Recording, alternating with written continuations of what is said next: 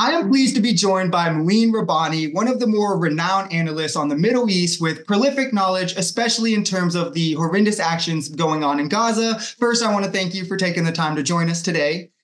Thank you for having me. It's good to be with you. Of course, of course. And the purpose that I wanted to touch on with this interview was to help walk through, one, how the actions that Israel is taking breaks down to be genocide pretty much. And then sort of some of the causes that brought us to where we are today. But I think with the recent events that have been happening, we'd be a bit amiss not to touch on those first, starting with the refugee camp bombings that happened in Rafah this weekend that I think can only be described as a massacre. What are your thoughts on that? And do you think it changes anything in terms of support for Israel or anything like that? Well, what's happened in Rafah is that recently the International Court of Justice in The Hague, the world Supreme Court, if you will, ordered Israel to cease its military offensive into the Rafah region of the Gaza Strip. Virtually the same moment that the court issued its ruling, Israel began an unprecedented series of airstrikes precisely on Rafah, basically to show the court that it doesn't care what the court thinks, to show the world that the world can go to hell, because the only thing that matters is that Israel has the support of the U.S. And as long as the U.S. is on board, Israel has total impunity and can do as it pleases. What happened on Sunday night is that Israel had designated a certain area in northwestern Rafah, a so-called safe zone, meaning it was telling people you either leave your homes and you go to the safe zone, or you're fair game and you will be targeted. So this was basically a tent encampment right next to a UN facility.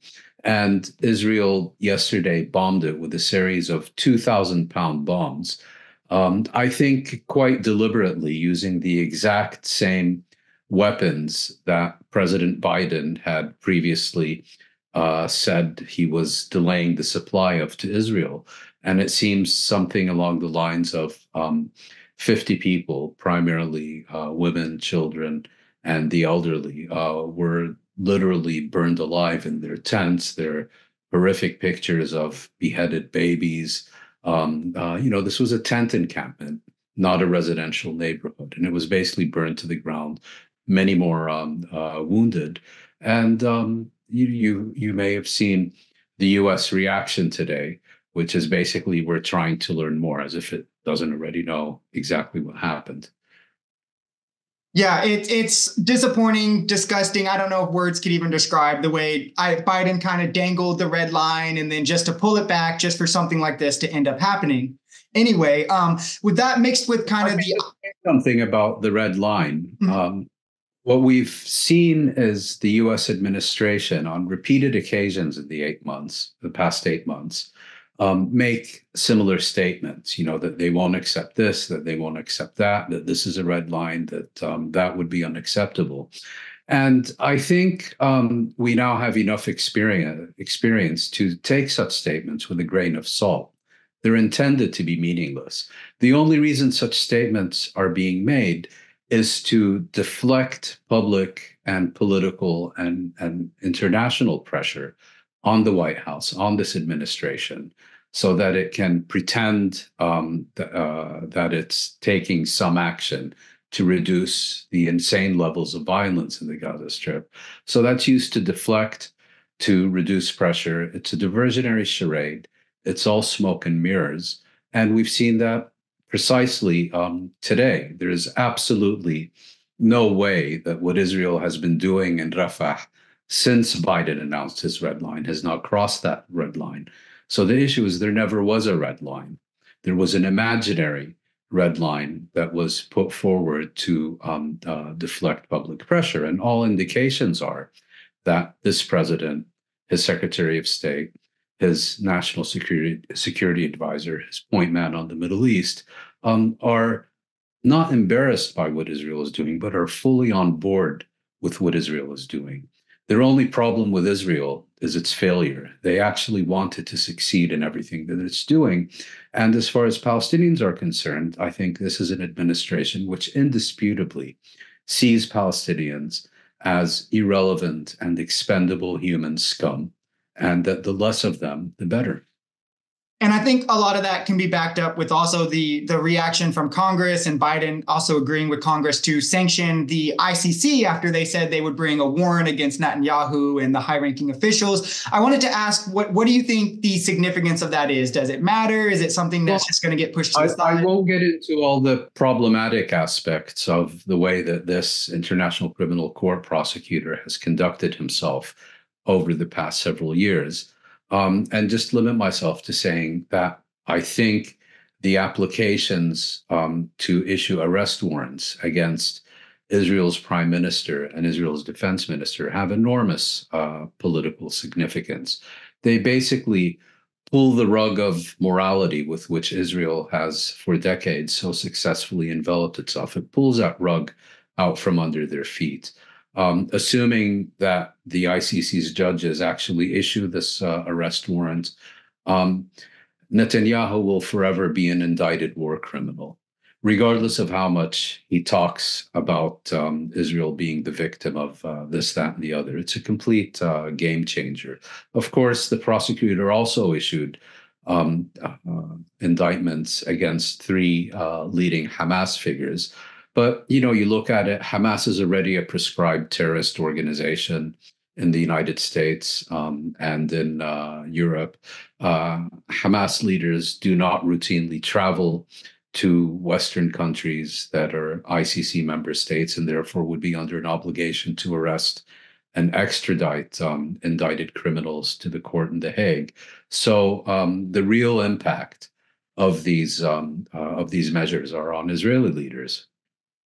Yeah. And as I said, too, I wanted to help kind of shed light on how the conditions that led up to October 7th, because that's what shed more light on it in a mainstream media perspective. But it's important not to view things in a vacuum, I think. And one of the common points I see in comments just in different spaces is it's all a response to October 7th. None of this would have happened if October 7th didn't happen. Could you maybe help walk us through? And I know we're shooting for 30 minutes, and I know it's a long and horrendous history, but maybe some of the more spectacular or horrendous kind of conditions that Palestinians were imposed on by Israel prior to October 7th?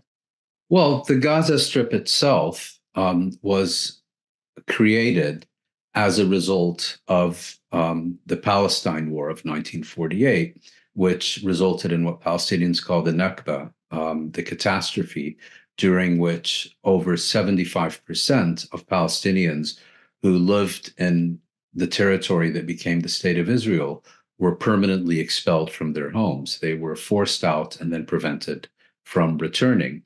It was in that context that large numbers of refugees were forced into the southwest corner of Palestine that came under Egyptian administration, about 1.2% of what had previously been the British Mandate of Palestine.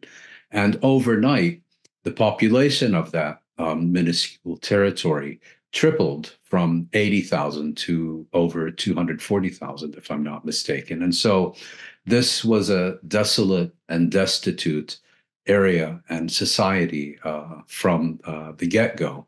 The majority of its population being refugees and their descendants.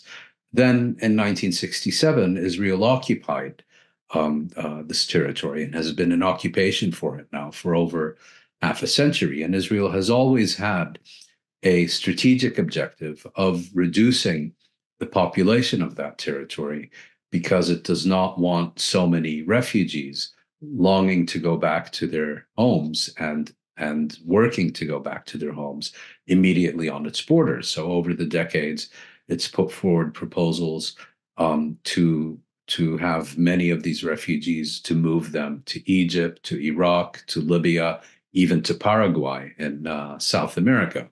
Now, the more immediate background is that in 2005, Israel unilaterally disengaged from the Gaza Strip. What that means is it withdrew its illegal settlements and military bases from within the Gaza Strip, but maintained absolute control its occupation over the Gaza Strip from outside the territory. So it controlled all the border crossings. It had very strict limits on what was allowed into and out of the Gaza Strip. It controlled the airspace, the coast, the electromagnetic sphere, and so on. And after Hamas seized power in the Gaza Strip in 2007 as a result of an inter-Palestinian conflict, Israel began carrying out a series of military campaigns against the Gaza Strip that were, I mean, nothing like what we've seen in the past 8 months, but they were devastating. Thousands, overwhelmingly civilians, were killed. There was a major operation in 2008, 2012, 2014, minor attacks in the interim, and then most recently in 2021.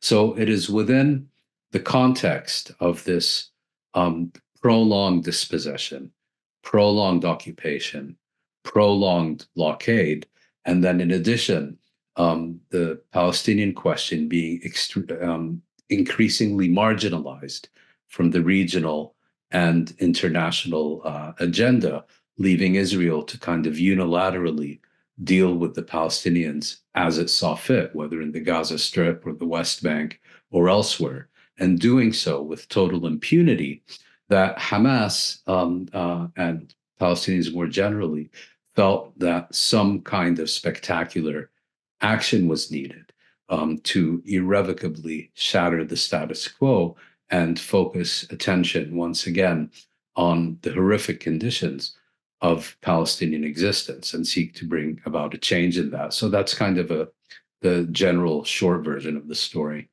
Yeah, and thank you for that. Definitely. Another one of the more tired points that you hear when it comes to people on the more Zionist side trying to defend the way Israel's carried out this military actions is that Israel does everything it can to not target civilians, which I personally find it hard to take people serious when there's very clear policy choices that they've made that go against that. Like in the early weeks of the war, I know the IDF stated that 15 to 20 civilians could be killed for every junior Hamas operative marked. I know Israel has a history of using Palestinian civilians as human shields. Could you kind of just further elaborate on how Israel doing everything they can to keep civilians alive is just grossly untrue?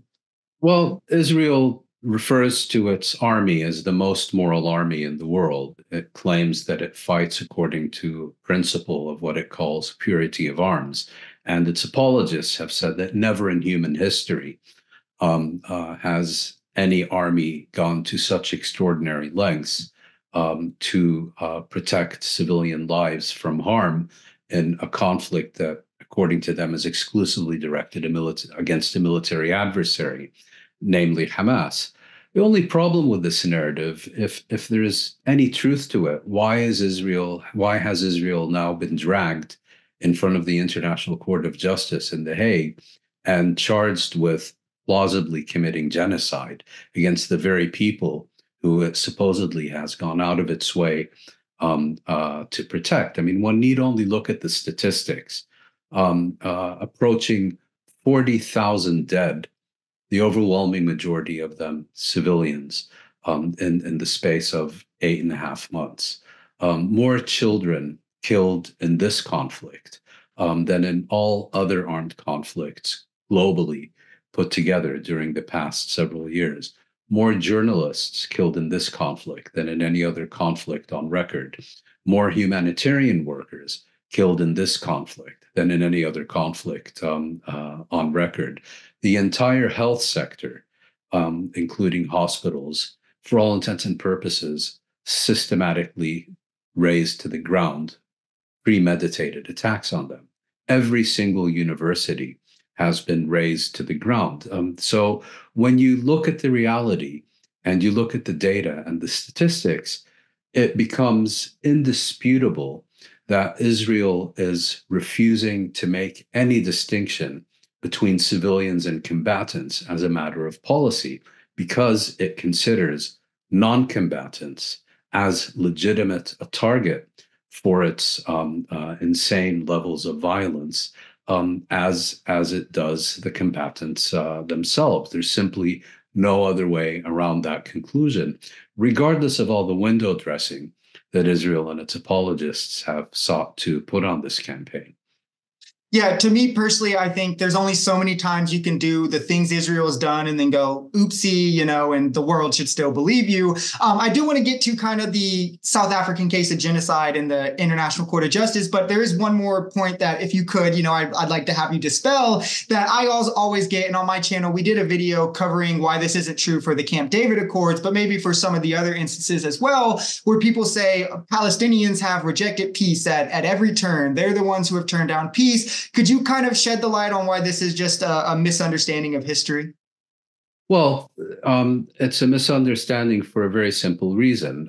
It really goes back to the late 1940s when the United Nations proposed the partition of Palestine, whereby more than half of Palestine would be given to a third of the population, the overwhelming majority of them foreign-born immigrants, and the existing Palestinian Arab population would have to take satisfaction with something along the lines of 45% of their country. Now, if you can point me to an example of any other people on the world that would be willing to part with over half their country to a group of foreign-born immigrants who were there on behalf of a political movement with an explicit agenda to transform their country into an ethno-religious state that is explicitly designed to either transform them into second-class citizens or simply to forcibly displace them, then if you can find other examples where people would consent to that, then yes, you could make an argument that Palestinians rejected peace. What has happened over the decades is that Palestinians have gradually come to accept what is termed the two-state settlement. Basically, the Palestinians would establish an independent sovereign state on just 22% of the land that was formerly the British Mandate of Palestine, and would recognize Israeli sovereignty over the 78% that the Zionist movement and then the State of Israel occupied in 1948, 1949. They have put forward numerous proposals for this over the years that have been systematically rejected by Israel and its primary sponsor and backer, the United States. And of course, what Israel and its apologists say is that there have been all these peace proposals that the Palestinians have rejected. Well, if you look at the proposals that the Palestinians have rejected, these are proposals designed to give Israel everything it wants and to give Palestinians substantially less than they are entitled to by international law or United Nations resolutions or the views of the majority of the international community. So, yeah, it's easy to say, I take over your house and I offer you the outhouse, and you refuse, and then I say, well, you're rejecting coexistence. I mean, that's essentially what it comes down to. Yeah, and as to finding another example of people who would agree with that, I don't think you'd be looking for days. I mean, in America, you got half the political party conservatives griping about legal immigration, let alone if there were actual settlers coming in the country. So I think that you'd be amiss to try to find one of those. Looking to the case being brought in front of the International Court of Justice, for me, it seems pretty clear cut because if you look at the Genocide Convention, I mean, I think Israel clears 3 or 4 of those requirements, if not all of them, easily. But for a lot of people, whether it be laziness or whatever reason, maybe because the court's going to take a few years to work through it, they seem to kind of write it off as like not important, not significant. Could you kind of speak to that and what it really means? Well, I think most people, when they think of genocide, they think of the German Holocaust during the Second World War, where Nazi Germany tried to exterminate each and every Jew in Europe. That was certainly a genocide, but you don't need gas chambers to be guilty of genocide. Genocide, in fact, has a very strict legal definition, And its definition is that you seek to destroy a population on the basis of race, ethnicity, religion, or similar criteria, in whole or in part, with the intent to do so. And then it lists the kinds of actions that qualify, such as willfully depriving a population of the means to survive. I can't remember exactly. There's 5 or 6 criteria, but it consists. So genocide really consists of 2 elements. One element is what you're actually doing, and the second element is why you're doing it. So South Africa, in order to succeed in this case, has to cross an extraordinarily high bar. It not only has to demonstrate that Israel is undertaking a number of actions that qualify under the 1948 Genocide Convention, it also has to prove that Israel did so with the intent to destroy these people in whole or in part. In other words, it can't have conducted these actions for any other reason. To give you an indication of how difficult genocide cases are, in the case of Bosnia, there was a 17-year-long genocide case in front of the International Court of Justice, and we're all familiar with the whole litany of atrocities that were committed against the Bosnian population during that war. At the end of the day, the court ruled that only the mass killings in Srebrenica in 1995 qualified as genocide.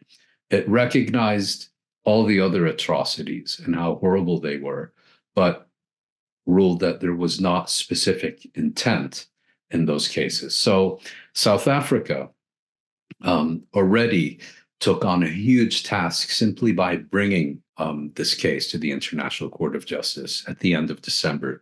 Now, the way these cases are structured, as you mentioned, they can go on for many, many years.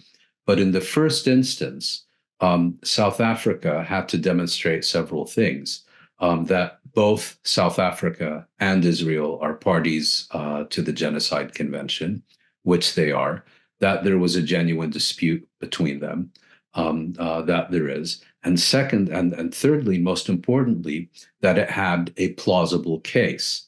So so in the first instance, the court had to determine, is this just a frivolous lawsuit where South Africa is trying to harass Israel in order to get it to stop its war in the Gaza Strip, or is there real substance? And in the hearings that were held in the court in The Hague in January, South Africa succeeded in doing a number of things. It demonstrated to the court that there was a real prospect that Israel was indeed perpetrating genocide against the Palestinians in the Gaza Strip. It convinced the court that the court needed to adopt a number of provisional measures, meaning temporary measures, to prevent irreparable harm to the Palestinians during the period when the full case would be heard. And it needed to demonstrate to the court that there was an urgency for doing so. People have said, plausible doesn't mean much. Well, it's a very high bar, and South Africa succeeded on all counts. Now, just to be clear, the court has not made any determination on whether Israel is or is not guilty of genocide. That's going to the next phase of this case, the so-called merits phase. But South Africa has already made an enormous achievement by getting the court to accept this case, by getting the court to issue provisional measures, ordering Israel to cease from a number of actions and to undertake a number of other actions so that there is no irreparable harm to the Palestinians while the full case is being heard. Of course, the problem here is that this court, it's not like a US court that can order the police force to go and arrest someone, for example. The International Court of Justice does not have the ability to enforce its rulings except on the basis of a resolution of the United Nations Security Council. You go to the Security Council, and of course, the US will veto any resolution that seeks to do that. So but having said that, I would argue this case is of enormous political importance. Why do I say that? Because I think many people, particularly people from older generations, and particularly people who experienced the Second World War and the horrific regime of Nazi Germany in Europe, have tended to look at Israel, the very existence of Israel, as being a form of reparations for the extraordinary suffering of Europe's Jews during the Second World War. And so they relate to Israel primarily, not on the basis of what it is and what it does, but through the prism of the experience of the genocide of European Jews during the Second World War. And Israel has, over the years, very successfully used this to shield itself from criticism of its actions towards the Palestinians, of almost equating any criticism of Israel in terms of its policies towards the Palestinians as somehow representing a continuation of the persecution of European Jews during the Second World War. Well, that's no longer the case. Israel will now carry the stain of genocide on its reputation until the end of its days. And more importantly, now that it has been convincingly accused of genocide, it can no longer use another genocide to shield itself from political criticism. Yeah, and when we talk about the U.S. intervention, from vetoing UN resolutions to the aid that the U.S. sends, it seems kind of weird that we've been unwilling to break from Israel as an ally pretty much unconditionally. Has this support from U.S. been since the conception of Israel? Around when did it start? And then obviously this is more probably your opinion based, but why do you think that the U.S. is so unwilling to break unconditional support, even when they're not following our red lines that we set up and everything? Well, there's actually a number of separate questions there, and I'll try to answer them separately. I'm bad at doing that. Sorry. That's fine.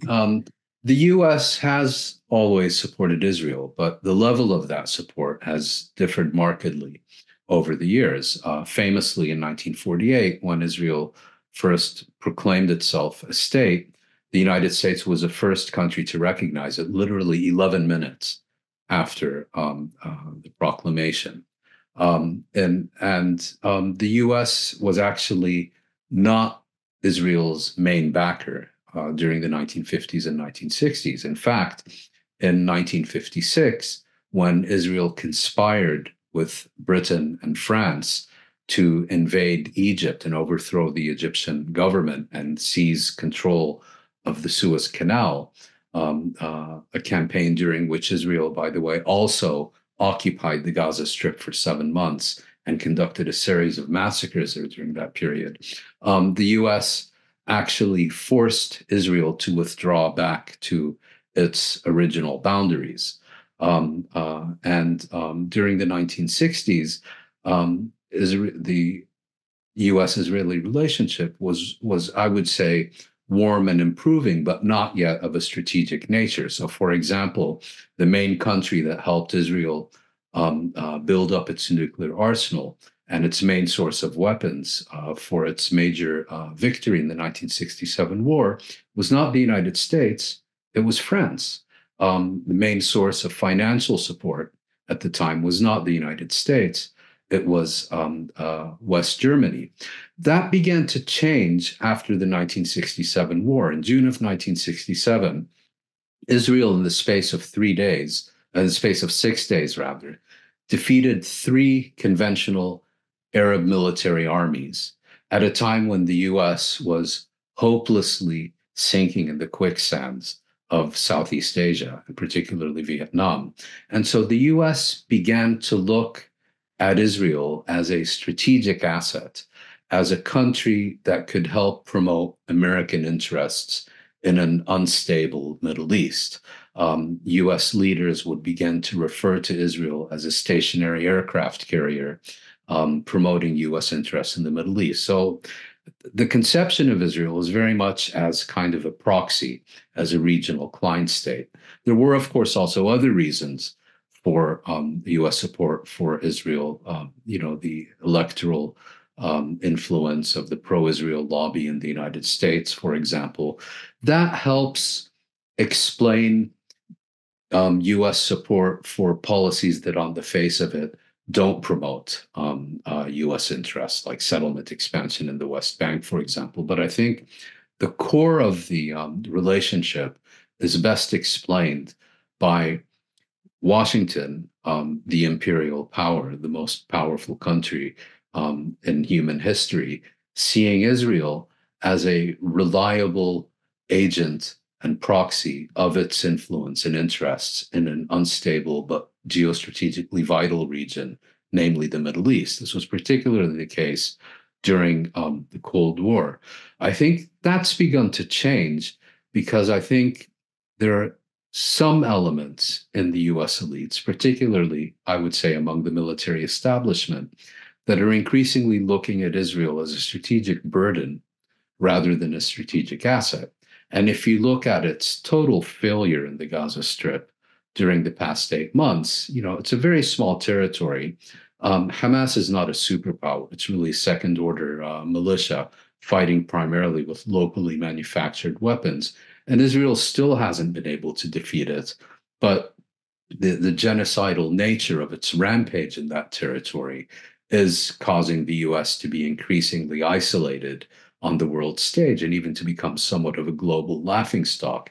And so that, I think, is beginning to change US elite assessments of Israel somewhat. And then the last part of your question, I think, particularly if you look at this administration, Joe Biden is someone who came of political age during the height of the US-Israeli relationship. So he has kind of internalized all these tropes about Israel's strategic value to the United States. He grew up in an era where anti-Arab racism and hatred and dehumanization and vilification of Palestinians was the natural order of things in the United States. Biden strikes me as someone who could not relate to Palestinians as human beings, even if his life depended on it. You look at his campaign now, it would be so much better for his electoral prospects if he could just show a little bit of empathy for the Palestinians, even fake empathy. But he simply can't bring himself to do that because I genuinely believe he is incapable of relating to Palestinians as human beings. And as I said earlier, together with his other chief officers, probably hold as a matter of principle that the world would be better off without the Palestinians, and the less of them there are around, the better. It really is shocking how it seems how willing he is to torpedo his electoral chances over, his base voting undecided is bigger and bigger amounts doing it. And he still, like you said, won't even feign it. It's just clear unconditional support. And it's good that you brought that up. It kind of segues into what my next question was. And to do that, when I ask the question, I don't mean to play the, who would be worse game, Trump or Biden, because I think it's a bit unempathetic when both would enable it, frankly. But a point of contention that I often get on my channel is the Abraham Accords and people trying to say that brought peace in the Middle East, when to my understanding, the moving of the embassy alone was rather contentious for Palestinians. Could you describe if the Abraham Accords was something that brought us closer or further from peace?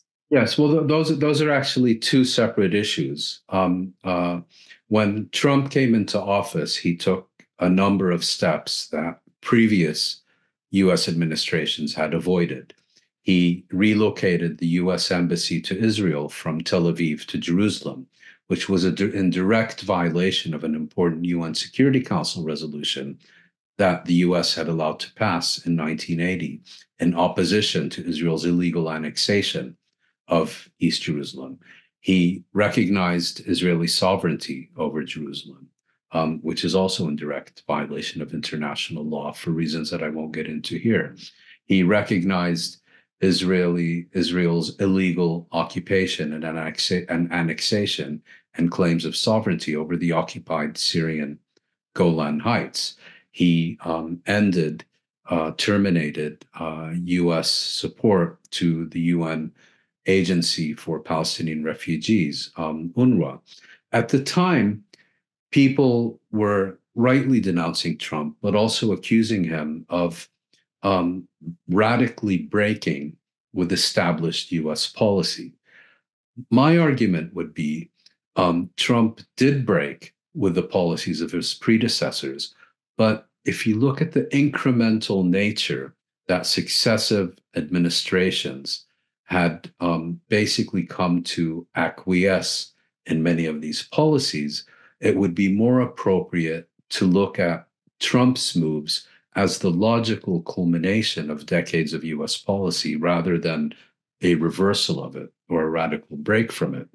And I feel somewhat vindicated in this perspective by looking at how Biden dealt with it. When Biden came into office, if this was such a radical break from traditional US policy, you would expect Biden to take each of these elements, each of these initiatives that Trump had undertaken, and to reverse them. Well, in fact, he didn't reverse a single one of them. The only thing that, Trump also shut down the Palestinian diplomatic mission in Washington and expelled its diplomats. Biden didn't reverse that. Biden did not move the embassy back to Tel Aviv. He did not withhold or reverse the recognition of Jerusalem as Israel's capital.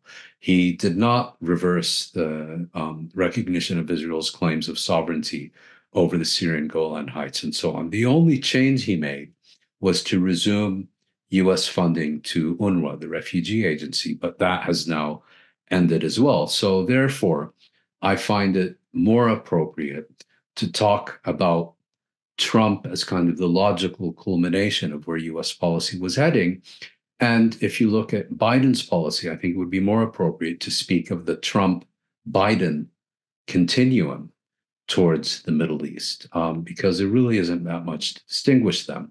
The so-called Abraham Accords, I think it's a bit of a, excessively grandiloquent description, but basically what happened during the Trump administration was that the U.S.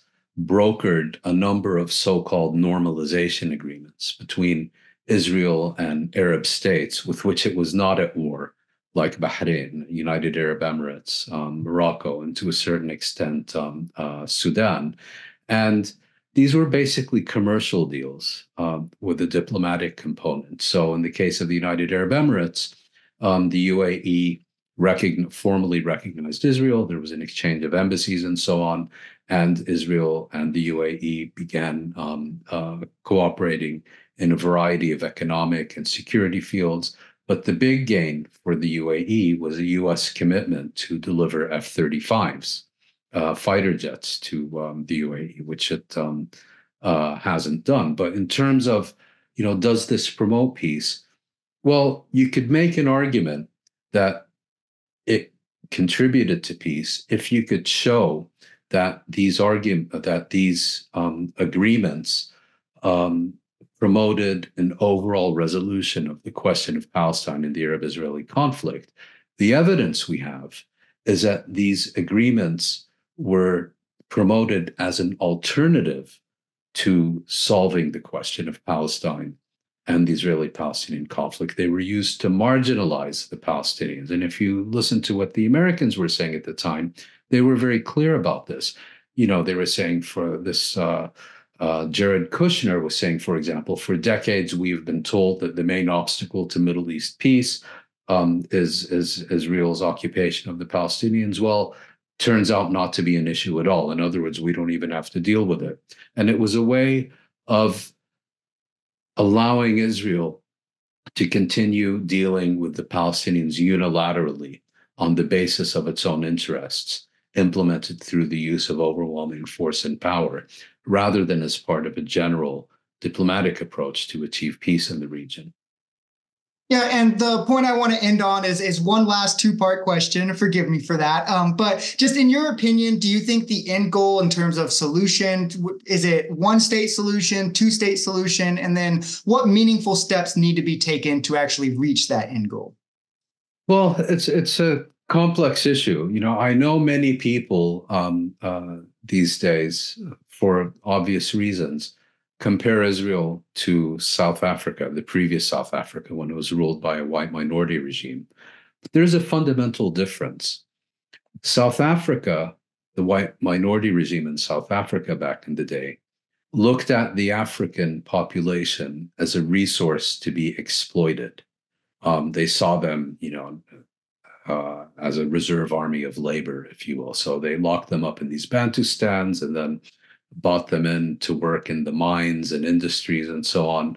But the fundamental approach of the South African state towards the indigenous population was, as in many other colonial contexts, to exploit them, to exploit their labor. Israel is very different. Israel had the option of seeking to exploit the Palestinians, but it didn't want to exploit the Palestinians because its priority was to replace the Palestinians. In other words, it would rather have the Palestinians outside the borders rather than available for economic exploitation. So this is a fundamental difference. Regarding the two-state settlement, I don't want to get into too much detail, except to say that I disagree with those who claim that we have reached the point of no return, that it can no longer be implemented, because of the extent of Israeli settlement and so on. If you compare it to other situations, whether in Africa or in Ireland, North Africa and Algeria, East Timor, and so on, it would actually be easier to reverse than many of these other situations. So, as a matter of principle, I do not think the two-state settlement is off the table. I think the main obstacle to its implementation is political will rather than reality. But I think, particularly in the context of the last 8 months, we also have to ask ourselves the following question. If it is indeed the case that a two-state settlement is still achievable, is it also desirable? In other words, can you really have lasting peace in the Middle East so long as you have the persistence of this irrational, genocidal apartheid regime that is Israel? Or, as in other situations in the world, is dismantling the genocidal regime and its key institutions a prerequisite to having an enduring peace in the region for all peoples, including Israel's own citizens? Yeah, so I want to say thank you. I know we went a little bit over time, but I appreciate you coming and sharing your knowledge with us and taking some time to speak with us today. Pleasure speaking with you. Thank you very much. Awesome. And I hope you enjoy the rest of your day. You too.